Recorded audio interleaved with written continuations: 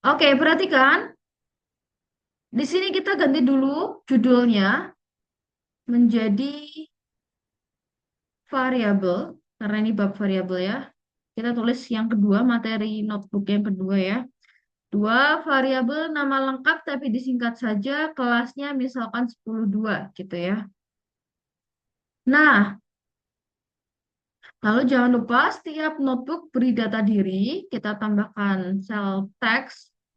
Hati-hati, masih ada beberapa siswa yang ketuker untuk klik sel teks dan sel code-nya. Kalau data diri di sel teks ya teman-teman.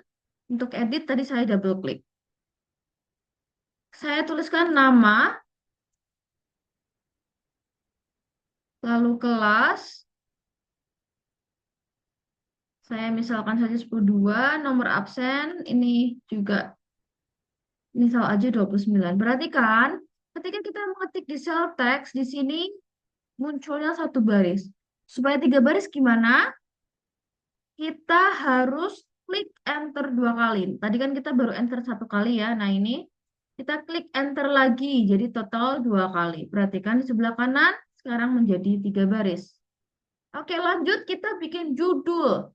Judul pakainya sel teks. Nah sel teks habis itu kita judul subbab pertamanya adalah tadi apa? Konsep variabel. Jangan lupa supaya dia muncul di daftar isi atau table of contents, kita tambahkan hashtag atau pagar di depannya. Ini menjadi heading 1. Oke, lalu kita lanjutkan. Nah, tadi kita sudah lihat ya, ada Gmail, Google Drive, Gemini, mereka memunculkan email saya berkali-kali. Bukan berarti yang kita lakukan adalah seperti ini, print, Tinta Hanafia 2025@gmail.com. Tunggu, ini saya penulisannya salah di mana? Jangan lupa untuk menuliskan teks, huruf, atau simbol, maka kita perlu tambahkan tanda kutip. Jika tidak, nanti error. Nah, kita copy berkali-kali. Misalkan ini dimunculkan, yang pertama dimunculkan di Gmail, yang kedua dimunculkan di Google Drive, yang ketiga dimunculkan di Gemini. Coba saya jalankan.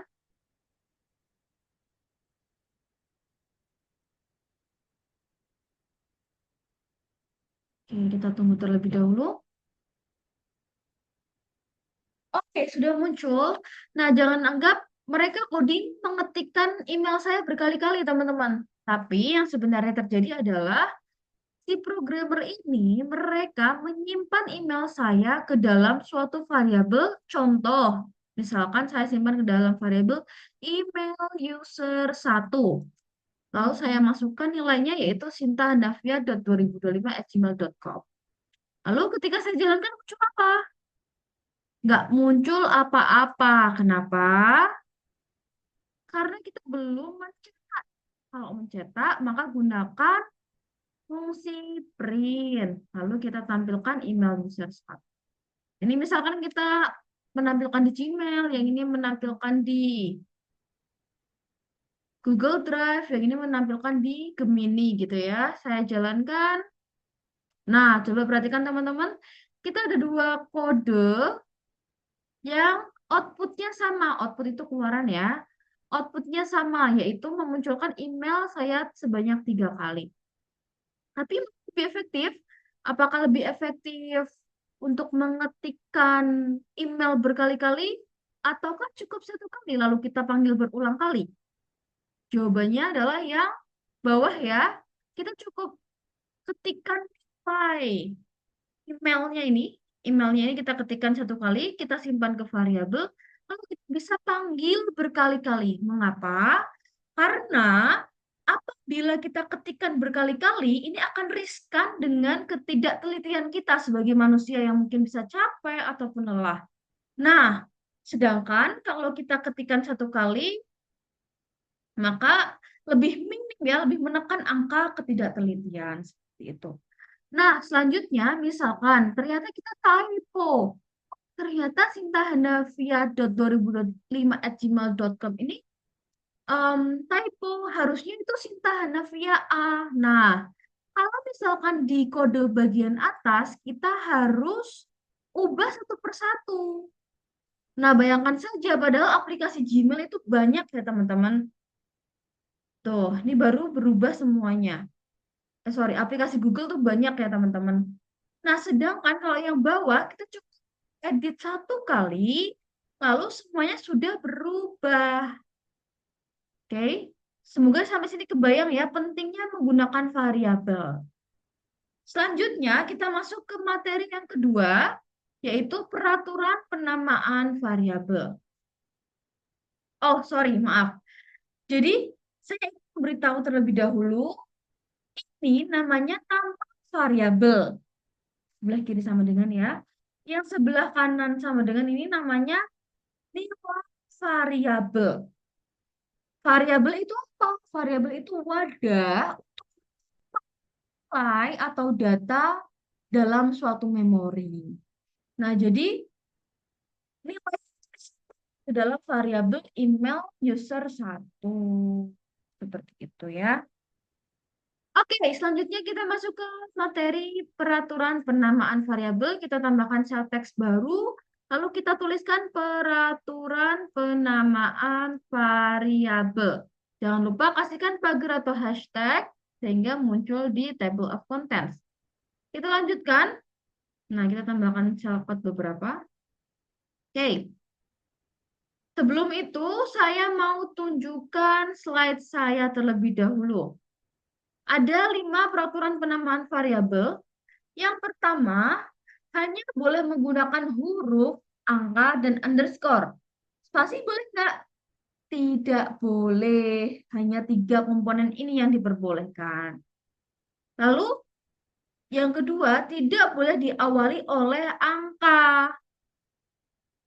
Yang ketiga, sensitif terhadap penulisan kapital. Nanti saya jelaskan lebih lanjutnya.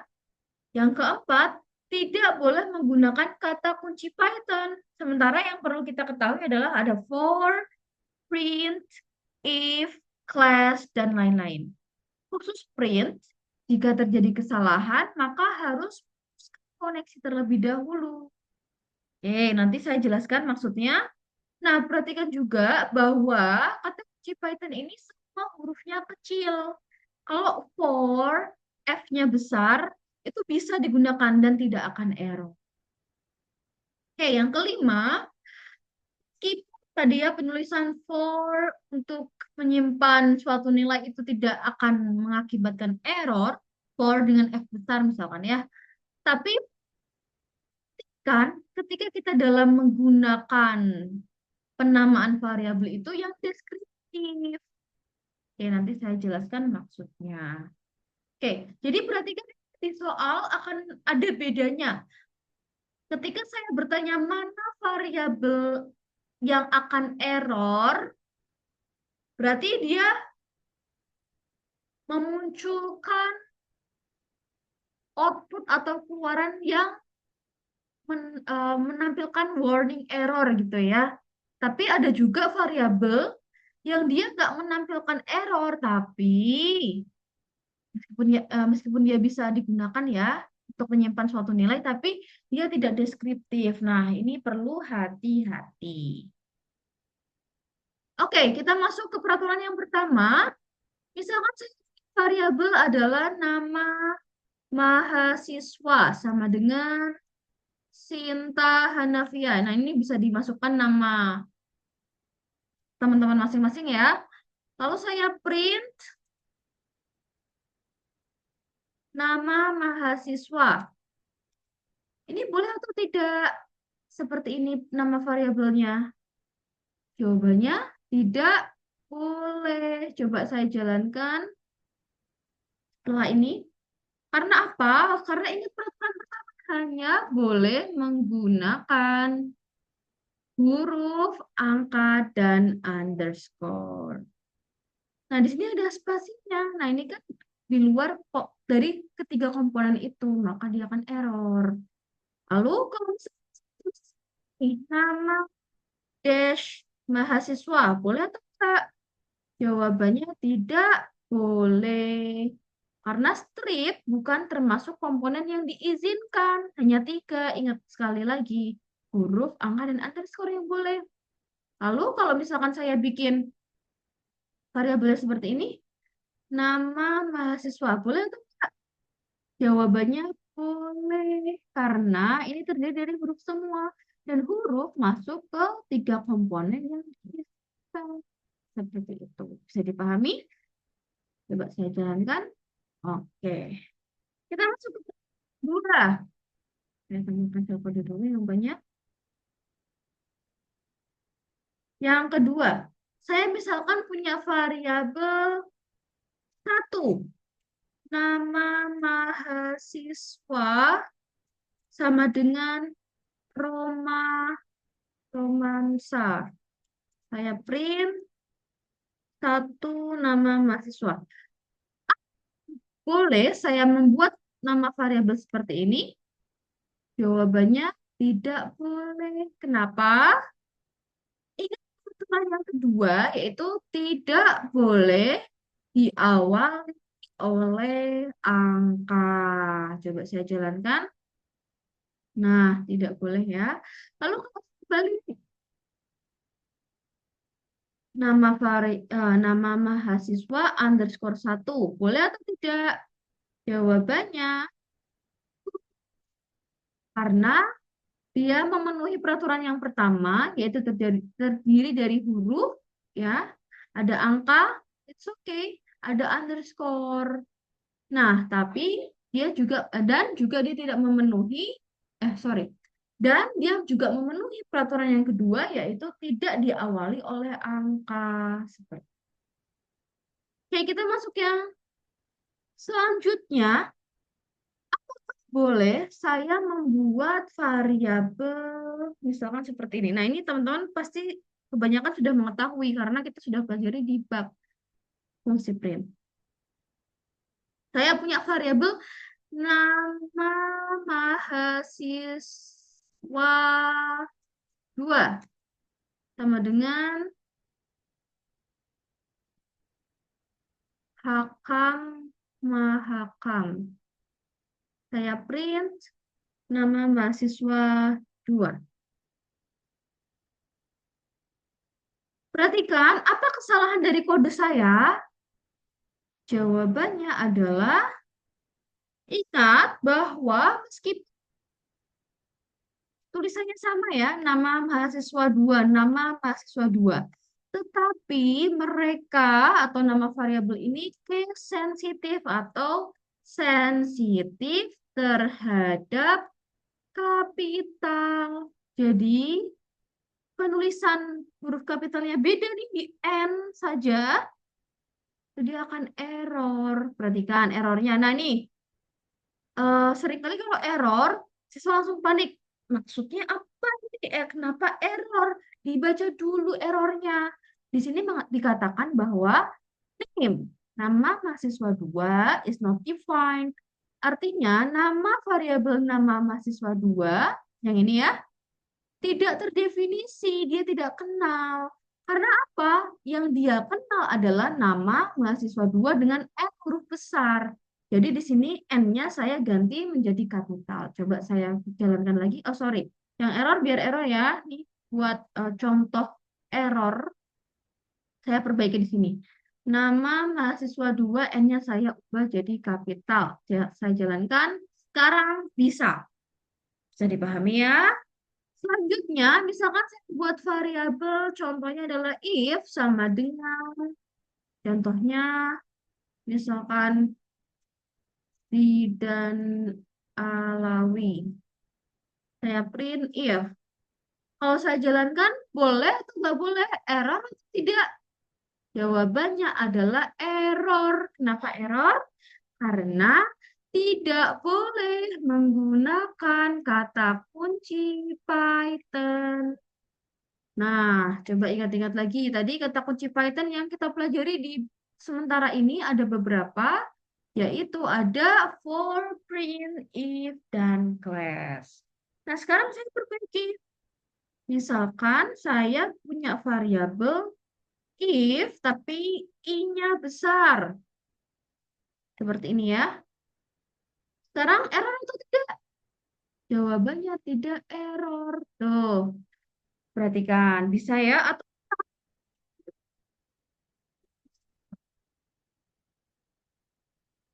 juga karena ini bukan kata kunci Python. Atau if punya besar, nggak masalah juga. Ini juga tidak akan error.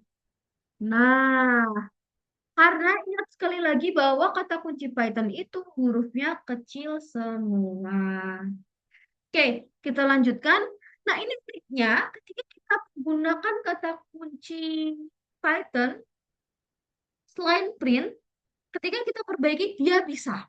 Tapi coba perhatikan fokus ketika saya menggunakan kata kunci Python int sama dengan Davin Devano. Saya print variabel print, ya kan? Saya jalankan muncul apa? Error. Jelas ya, karena print adalah kata kunci Python dan hurufnya kecil semua. Tapi ketika saya perbaiki, misalkan ya, perbaiki menjadi hurufnya saya kapitalkan. Print P-nya besar. Harusnya nggak error ya, karena ini bukan kata kunci Python. Terbukti di materi sebelumnya, di materi fungsi print, ketika teman-teman mengetikkan seperti ini, print hello world, ini kan bisa ya, bisa muncul ya. Oh, sorry teman-teman. Nah, sorry. Kita ulang ya, saya hapus dulu. Fokus. Maaf, saya punya variabel print, hurufnya kecil semua, menyimpan Davin Devano. Lalu saya print variabel print. Ternyata dia error. Errornya apa? str object is not callable. Saya perbaiki print P-nya besar. Karena kita tahu dia tuh bukan kata kunci Python, P-nya besar. Ketika saya jalankan, padahal saya udah perbaiki ya, harusnya nggak error. Pas tak run, nah masih ngambek, masih mutung Google Colab-nya. Maka ingat peraturan tadi, khusus print, jika terjadi kesalahan harus putus koneksi terlebih dahulu. Jadi kita putuskan koneksi caranya gimana? Lihat di Google Colab sebelah kanan atas, ini ada segitiga, kita klik, lalu kita disconnect and delete runtime. Are you sure want to reset this runtime? Kita klik yes. Nah, centang hijaunya udah pada hilang ya. Nih, sekarang dia udah lupa bahwa kita pernah melakukan kesalahan ini. Jangan dijalanin, karena dia nanti mutong lagi. Kita jalanin yang benernya, print P-nya besar. Oke.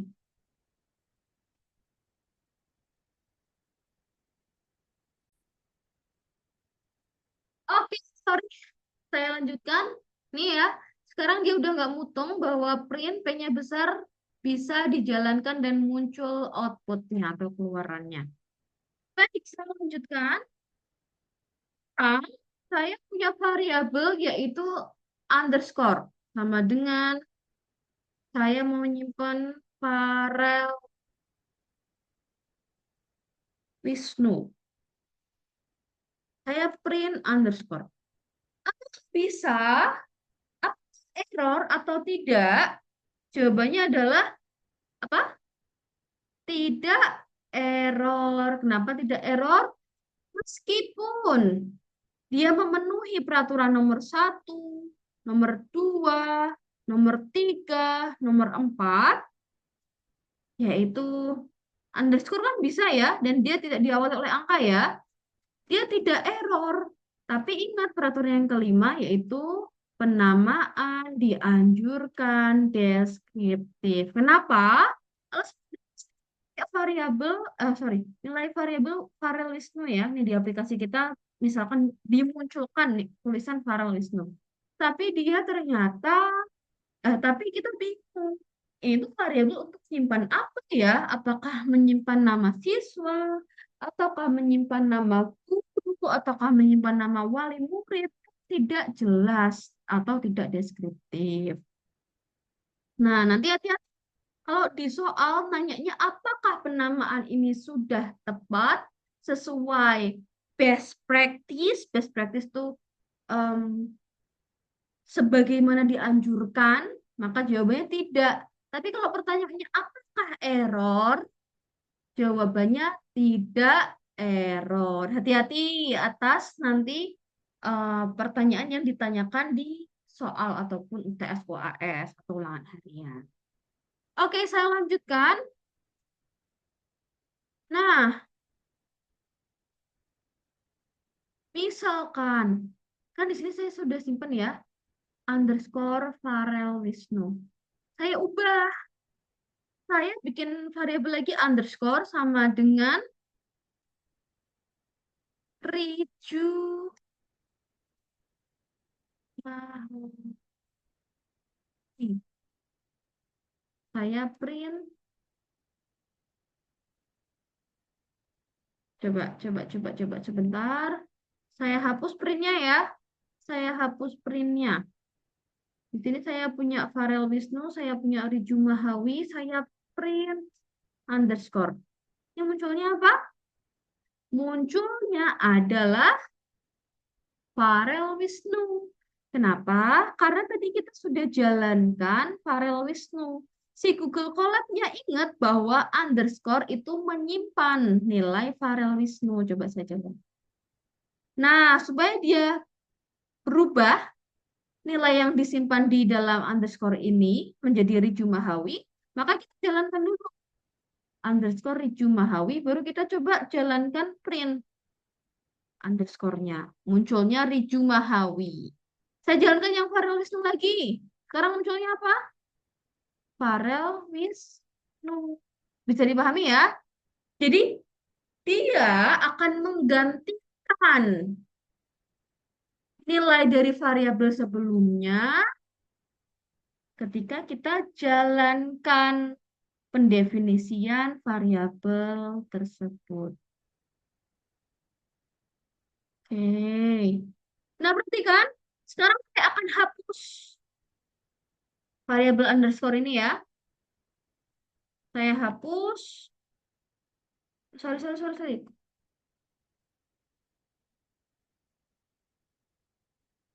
Hmm.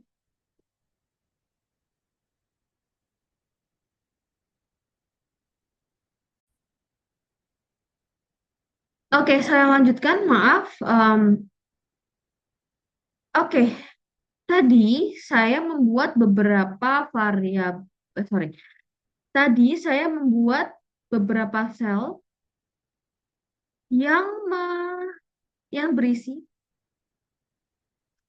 variabel underscore yang diisi oleh Farel Wisnu ya tadi ya. Dan juga yang kedua ada underscore yang menyimpan Riju Mahawi. Tadi yang Farel Wisnu sudah saya hapus, ini juga saya hapus ya. Nah, saya hapus. Sekarang saya jalankan yang print underscore. Kira-kira apa yang muncul? Seharusnya kita tahu ya bahwa kalau misalnya kita tiba-tiba print gitu ya variabelnya adalah telur gitu ya. Ini harusnya harusnya telur kan boleh ya jadi nama variabel, tapi ketika kita jalankan i- dia error karena telur is not defined. Kita nggak pernah bikin variabel telur. Nah, sekarang kita udah hapus tuh variabel underscore-nya.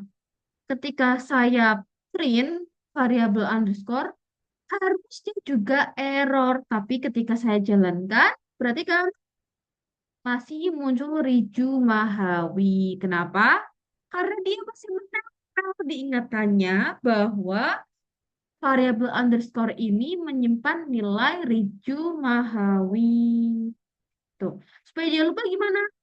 Maka yang kita lakukan adalah kita putuskan koneksi terlebih dahulu atau disconnect and delete runtime. Kita klik yes.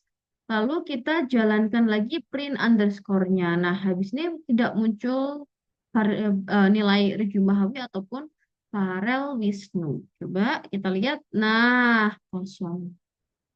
Bisa dipahami ya? Oke, saya lanjutkan. Ini tadi beberapa variabel, beberapa peraturan penamaan variabel. Sorry, saya kembalikan dulu. Underscore sama dengan Farel Wisnu.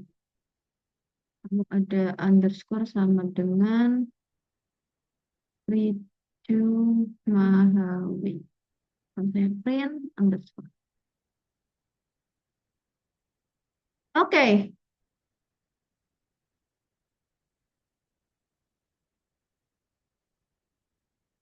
saya copy deh. Copy, taruh sini. Kalau saya jalankan ini munculnya para Wisnu. Kalau saya jalankan ini munculnya Ritu Mahawi. Itu artinya. Oke, saya lanjutkan ke materi yang ketiga terkait assignment. Saya bikin cell text baru, judulnya adalah assignment. Bacanya gitu ya. Nah, ada beberapa cara untuk melakukan assignment di Python. Coba saya tampilkan slide-nya terlebih dahulu.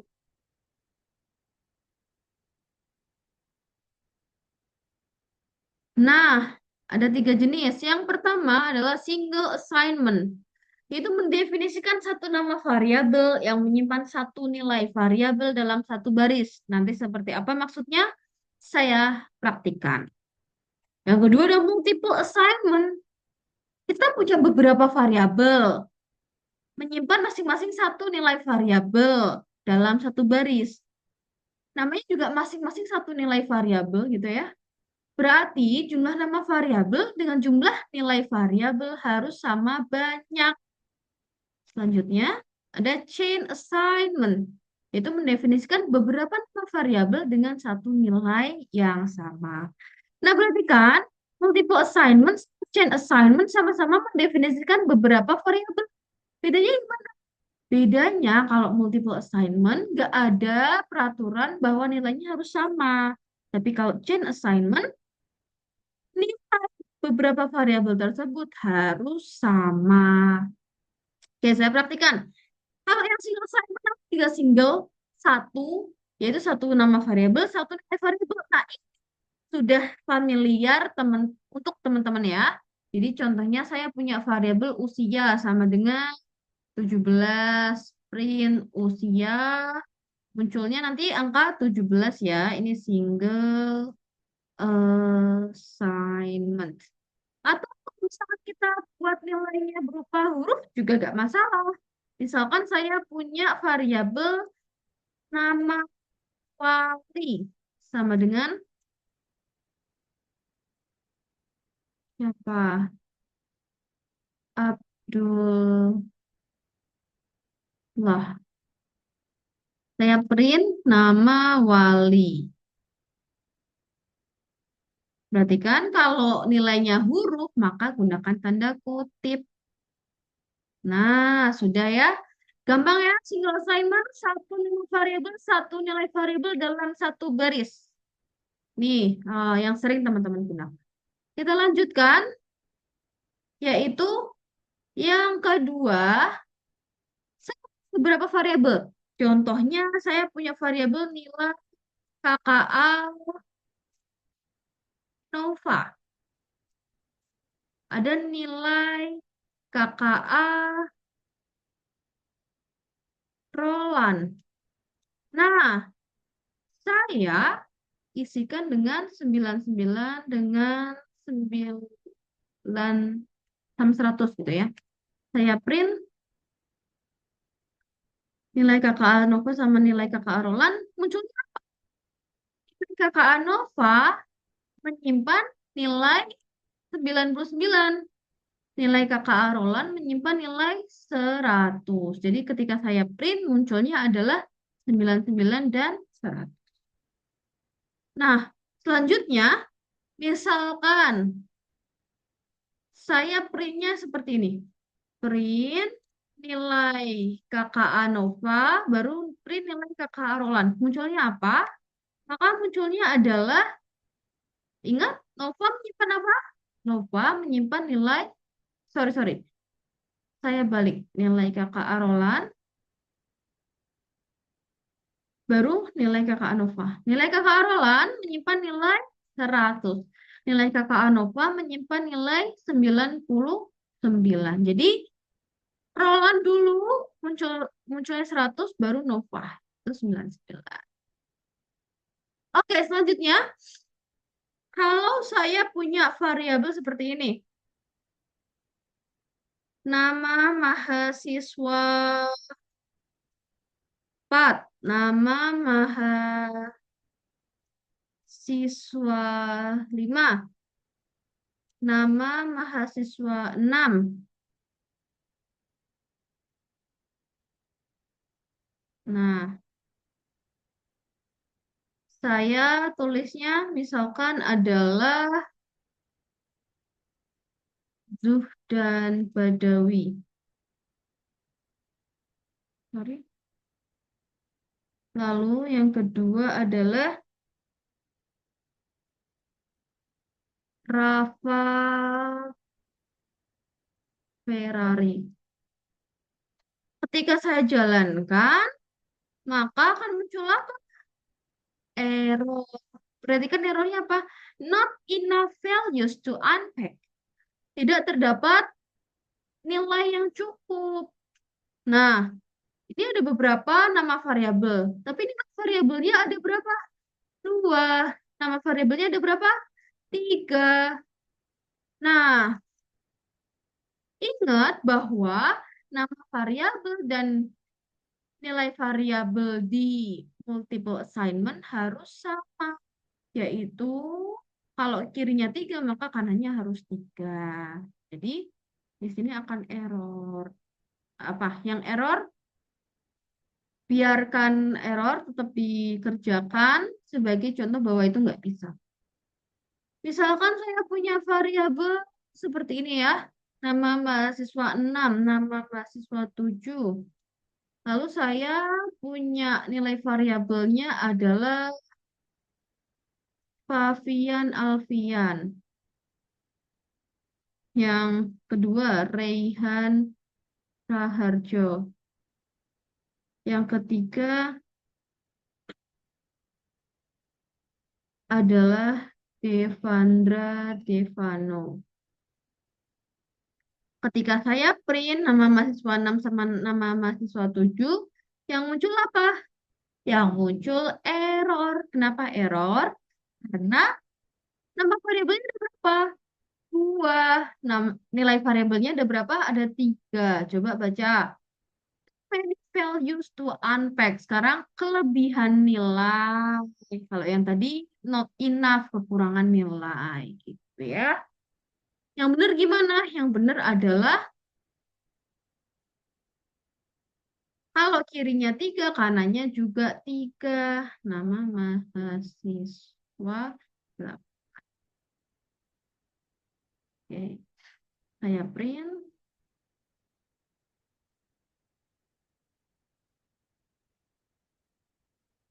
Oke, saya jalankan. Bisa ya? Gak masalah. Apakah nilainya itu mau diisi oleh teks huruf atau mau diisi dengan angka? Misalkan kita ganti di sini 78. Nggak masalah. Asalkan tadi kalau misalkan angka boleh tanpa kutip. Kalau yang huruf dia harus pakai tanda kutip. Bisa dipahami? Kita lanjutkan, yaitu chain assignment. Tadi disebutnya multiple assignment ya, saya tuliskan dulu. Multiple assignment. Jangan lupa supaya teks keterangan kita ini nggak dianggap kode oleh si Google Colab. Nih, saya jalankan tuh dia error. Tuh, dia bingung. Multiple assignment tuh apa? Padahal maksud kita cuman caption, cuman keterangan. Kalau caption dalam Python itu tambahkan hashtag. Nah, sekarang dia abaikan teks ini, dia mengeksekusi kode di bawahnya saja yang tanpa hashtag. Kita lanjutkan assignment yang ketiga. Jadi contoh, misalkan kita punya beberapa variabel. Misalkan nilai musik Dani sama dengan 100.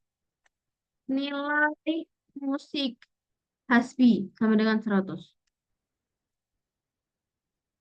Nah, ini disebutnya single assignment karena satu nama variabel, satu nilai variabel dalam satu baris. Kalau mau chain assignment, kita bisa lakukan karena kedua variabel ini memiliki nilai yang sama, yaitu 100. Maka kita tinggal lakukan seperti ini. Nah, ini maksudnya apa sih? Ini artinya adalah nilai musik Dani itu sama kayak nilai musik Hasbi. Berapa nilainya? Yaitu 100. Jadi, nilai musik Dani, kalau saya print, muncul angka berapa? 100. Tuh. Kalau saya print nilai musik Hasbi, munculnya berapa? 100 juga. Oke, ini yang disebut dengan chain assignment. Gitu ya. Selanjutnya, nah, alhamdulillah kita sudah sampai ke subbab ketiga. Sekarang kita masuk ke subbab keempat. Cara penggunaan atau penulisan operator. Oke, saya masuk ke teorinya dulu. Cara penggunaan operator pada Python ada empat. Yang pertama, kita bisa loh tanpa variabel.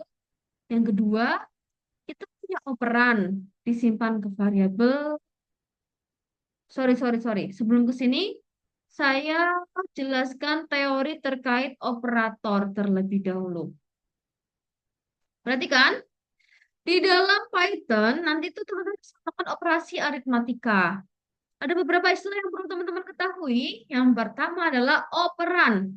Operasi, operan adalah data atau nilai yang dioperasikan. Nah, contohnya 8 plus 2. 8 dan 2 itu disebut operan. Jadi 8 sama 2 ini kita operasikan nilai 8 dan nilai 2 ini kita operasikan. Dia disebut dengan operan. Semoga bisa dipahami. Operator. Apa itu operator? Operator adalah tanda atau simbol untuk operasi. Contoh, misalkan kita punya 8 plus 2 plus, maka ini disebutnya dengan operator. Lalu ada hasil operasi. Jadi hasil operasi adalah hasil dari proses antara operan dengan operator. Contoh 8 plus 2 hasilnya berapa? 10. Nah, 10 inilah yang disebut dengan hasil operasi. Contoh, sekarang saya punya em, angka seperti ini.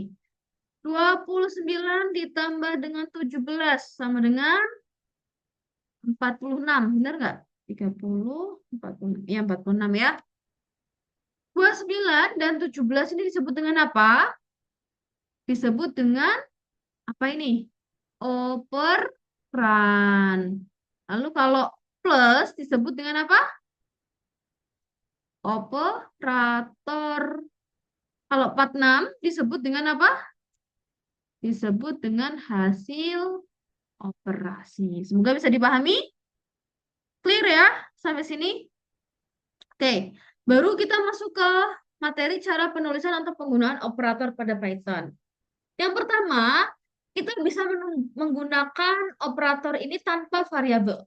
Yang kedua, kita bisa loh operannya, tadi ya, kita udah tahu operan. Operannya disimpan ke variabel. Yang ketiga, kita bisa loh hasil operasinya disimpan ke variabel. Atau yang keempat, operan dan hasil operasi disimpan ke variabel. Langsung kita praktikkan. Tuh bab selanjutnya, kita klik dulu sel paling terakhir ini. Udah aktif ya di biru-biru, kita tambahkan sel teks supaya sel teks barunya muncul di bawah sel yang aktif tadi. Oke, kita tambahkan judulnya adalah penulisan atau penggunaan operator. Jangan lupa depannya tambahkan hashtag. Oke, perhatikan. Yang pertama, misalkan saya punya 7 7 tambah 4 sama dengan berapa? 11 ya. Nah, maka yang kita lakukan adalah pertama, print 7 tambah 4. Nah, ini adalah metode penulisan operator yang satu, yaitu tanpa variabel. Saya jalankan munculnya berapa? 11. Bisa dipahami? Sekarang, coba tuliskan seperti ini. Jumlah mobil kilo sama dengan 7. Jumlah mobil azam sama dengan 4. Saya bisa lakukan seperti ini. Print. Nah, yang saya panggil adalah nama variabelnya yang menyimpan operan 7, yaitu apa? Jumlah mobil kilo. Dan saya panggil variabel yang menyimpan operan, yaitu jumlah mobil azam. Adalah 11. Jadi, kita melakukan hal yang sama, yaitu menjumlahkan 7 dan 4. Tapi dengan cara yang kedua adalah, ini metode yang kedua ya, penulisan yang kedua, yaitu operan disimpan ke dalam variabel. Oke, semoga bisa dipahami. Selanjutnya, saya punya variabel namanya adalah total mobil. Nah, total mobil menyimpan nilai apa? Saya tuliskan 7 plus 4. Lalu saya print total mobil. Ini juga bisa kayak gini. Jadi 7 plus 4-nya kita simpan ke dalam variabel total mobil, baru kita print. Total mobil ini nanti muncul angka berapa?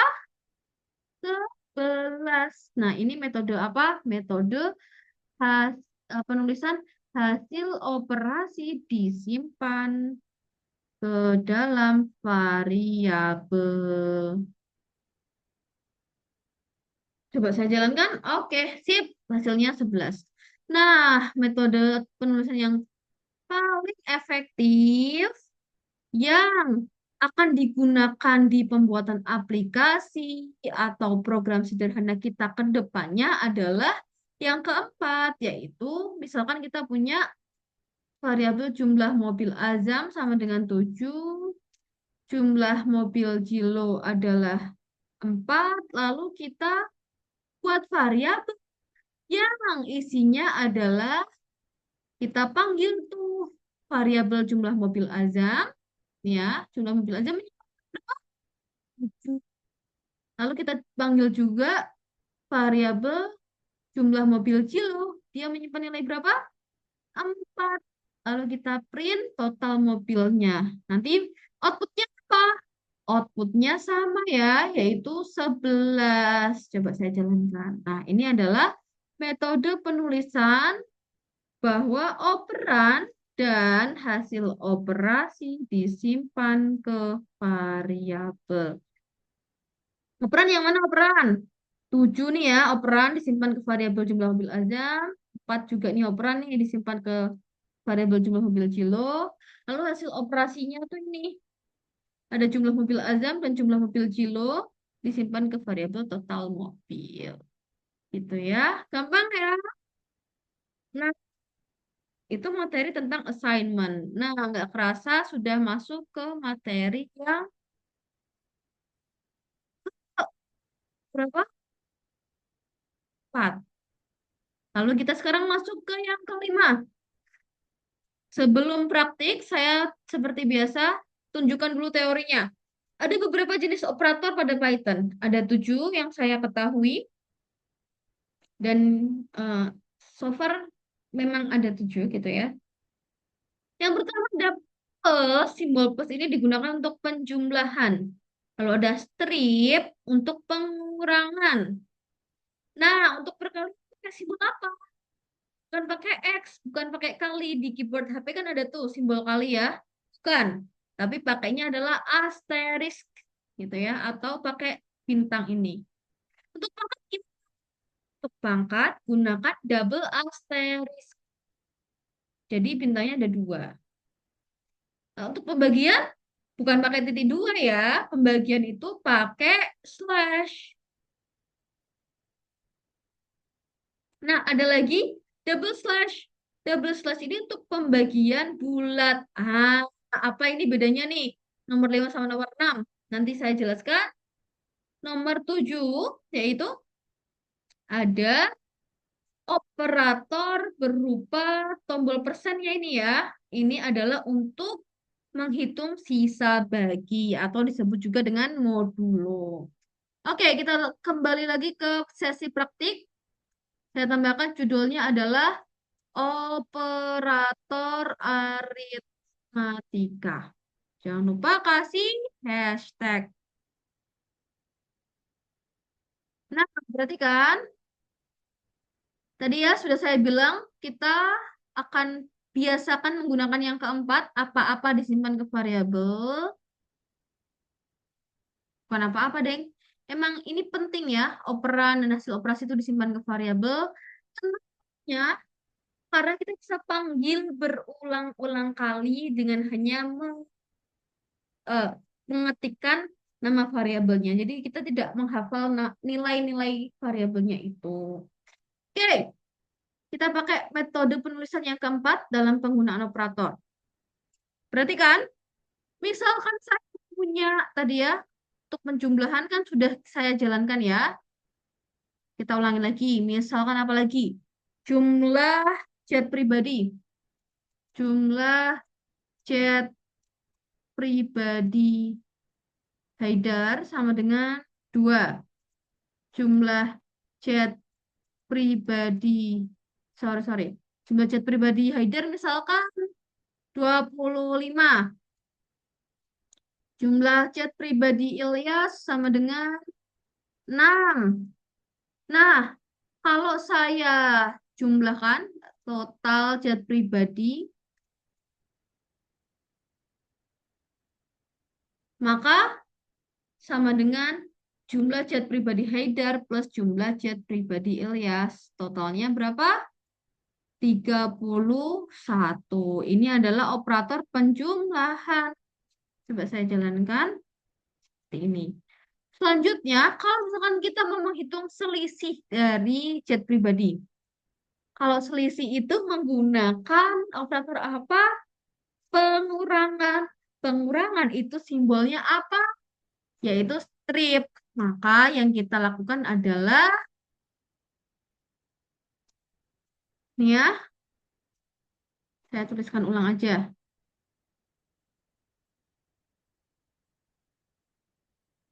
Selisih chat pribadi sama dengan jumlah chat pribadi Haidar kita kurangkan dengan jumlah chat pribadi Ilyas. Yang kita print apa? Yang kita print adalah selisih chat pribadi. Kalau yang kita print adalah total chat pribadi, munculnya berapa? 31. Padahal yang kita mau, Kak, yang mau tambahkan apa? Selisih chat pribadi, yaitu berapa? 19. Sampai sini paham ya? Ini adalah operator pengurangan. Oke, saya lanjutkan. Misalkan saya punya ini, saya punya air mineral. Saya punya jumlah dus air mineral sama dengan 3. Lalu isi eh, jumlah botol tiap dus sama dengan 12. Nah, maka berapa botol air mineral sih yang saya miliki? Caranya gimana?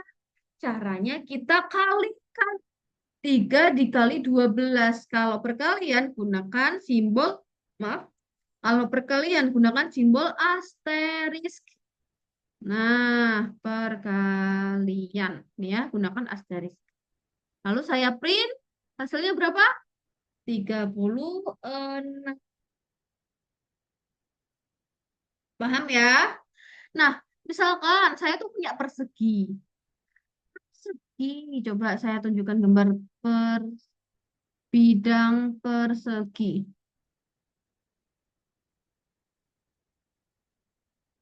Nah, ini ya persegi ya.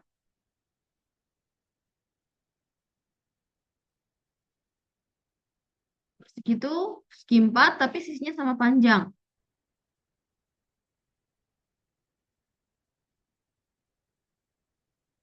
Sorry.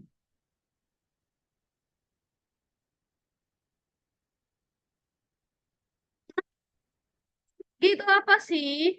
Rumus luas persegi yaitu sisi dikali sisi atau sisi kuadrat. Jadi, kalau misalkan nih kita punya sisi perseginya tuh 5, maka luasnya berapa? 25. Dari mana 25? Yaitu 5 dikali 5 atau 5 dikuadratkan atau 5 pangkat 2. Contoh, bentar. Supaya tergambar, coba perhatikan ini. Misalkan saya punya sisi sama dengan 6, maka luas perseginya berapa? Luas perseginya berarti sisi dikali sisi, 6 dikali 6. Maka totalnya adalah 36. Atau 6 kali 6 ini kan bisa dituliskan sebagai 6 kuadrat. 6 kuadrat, nah perpangkatan ya. Kuadrat itu kan artinya pangkat 2. Pangkat 2, pangkat dalam Python simbolnya adalah double asterisk atau 2 kali bintang seperti ini. Oke, yuk coba kita praktikan. Misalkan saya punya sisi sama dengan 7. Lalu luas persegi sama dengan sisi kali sisi atau kalau saya mau pakai pangkat gimana? Sisi pangkat 2. Hasilnya berapa? 49. Nah, ini yang disebut dengan perpangkatan.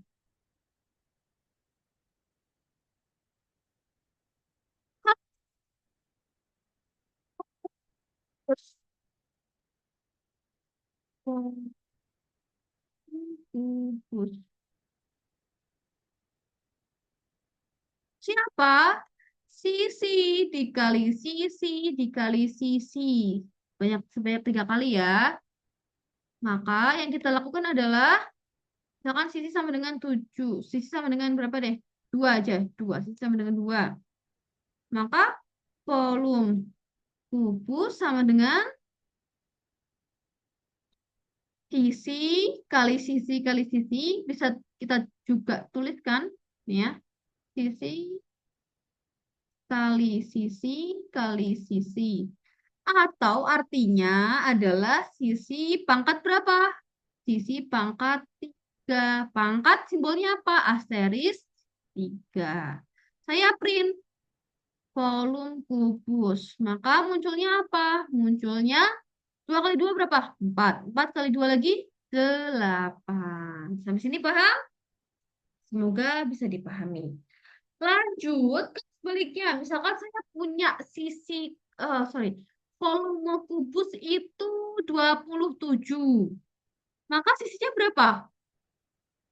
Sisinya adalah, coba, saya punya volume kubus sama dengan 27. Maka sisi kubusnya berapa? Jawabannya adalah pangkat 3 dari 27.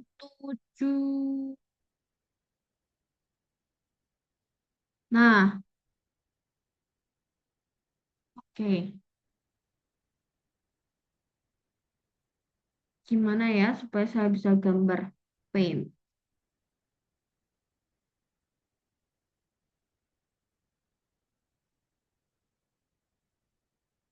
Ya, perhatikan.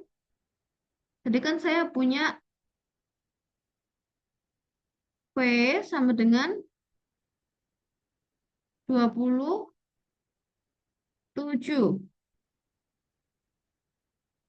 Maka saya tahu em, berapa sisinya dihitung dari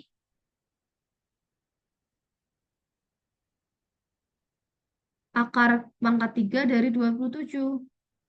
Akar pangkat 3 dari 27.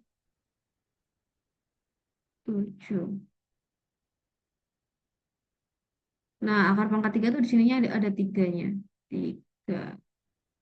Nah, sebetulnya akar pangkat 3 dari 27 ini artinya adalah di sini ada pangkat satunya. 27 pangkat satu berapa? 27. Nggak masalah ya. Jadi di sini kita tuliskan 27 pangkat satu. Nah, 27 pangkat satu di akar kubikan, maka kita bisa tulis tuh seperti ini. 27 pangkat satu. Nah, seperti ini. Lalu kita bisa tulis hasilnya adalah berapa? Hasilnya tuh 27 kan artinya 3 pangkat 3 ya. 3 pangkat 3. Lalu dipangkatkan lagi sepertiga. Nah, ini sebenarnya nggak usah sampai sini juga teman-teman, nggak masalah ya. Cukup sampai sini aja. Sepertiga. Ini hanya informasi sedikit ya. Lalu ini artinya adalah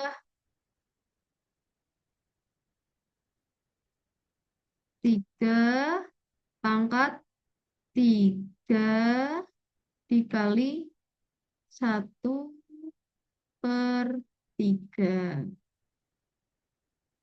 3 kali 3, sorry, 3 dibagi 3 1 ya. Hasilnya adalah 3. Perhatikan, nggak usah pusing-pusing sampai sini. Yang ingin saya kasih tahu hanyalah sampai di sini.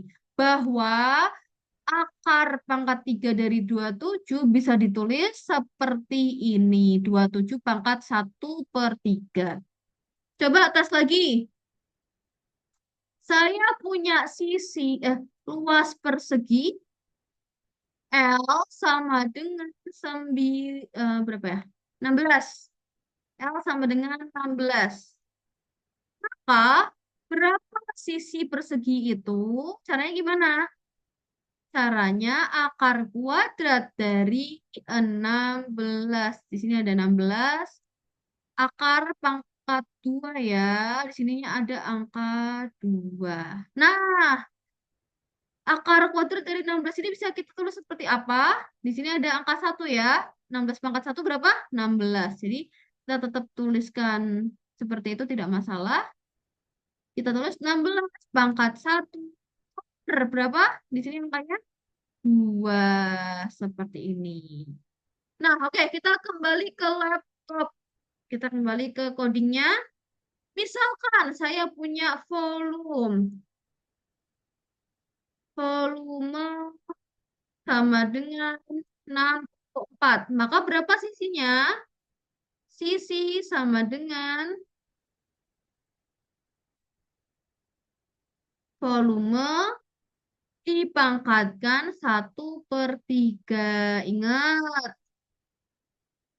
akar pangkat 3 bisa kita tulis dengan pangkat 1/3. Kita jalankan hasilnya berapa? Oh, oh. Nah, si komputer ini dia menjawabnya 3,9 padahal 4 ya sebetulnya. Coba yang gampang. 8 dulu deh. Apa ya? Oke. Nah, akar pangkat 3 dari 8 adalah 2.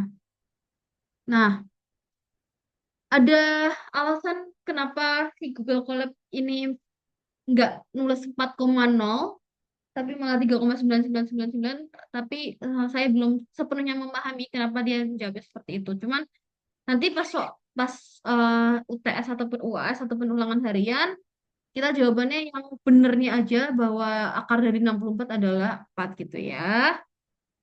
Saya lanjutkan tadi ya, kalau misalkan saya punya sisi sama dengan 25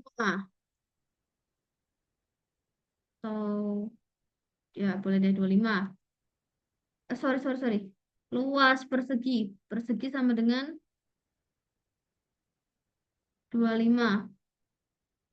Sorry, ini luas kubus ya. Kubus nih saya ubah juga. Jangan lupa diubah juga. Kalau enggak nanti error. Kayak dia nggak mengenal. Oke, luas persegi sama dengan 26. Sorry, 25. Maka sisinya berapa? Sisi sama dengan luas persegi dipangkatkan 1/2. Dari mana? Nih, akar kuadrat itu bisa kita tulis menjadi pangkat dari setengah. Itu ya. Kita print hasilnya adalah 5. Sudah selesai materi terkait variabel. Semoga bisa dipahami. Saya cukupkan. Terima kasih semuanya. Wassalamualaikum warahmatullahi wabarakatuh.